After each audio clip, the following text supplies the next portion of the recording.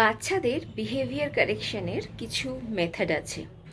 আপনি যদি সবসময় আপনার বাচ্চাকে বলতে থাকেন, don't run, eat fast, do not litter the place, you are so loud or so annoying, in such case they rebel and throw more tantrums just because they stop feeling good about themselves. So it's better যে accept few behavior of them and correct some. মানে কিছুটা আপনি accept করে নিলেন এবং কিছুটা আপনি কারেকশনের জন্য গেলেন।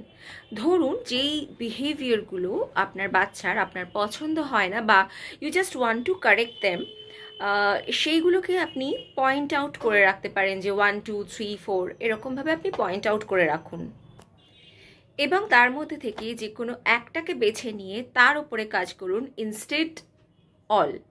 ঠিক আছে, বাচ্চাকে কারেকশন করার হলে সেই একটা ব্যাপারেই আপনি বলুন, বাকি অন্য ব্যাপারগুলো নিয়ে কন্টিনিউয়াসলি বলতে থাকবেন না।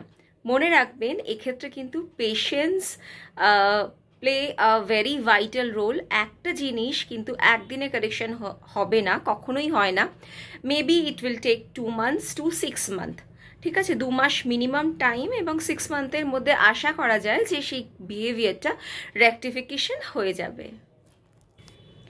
They simply can't behave according to us all the time, right? তাই একটা একটা করে কাজ করুন।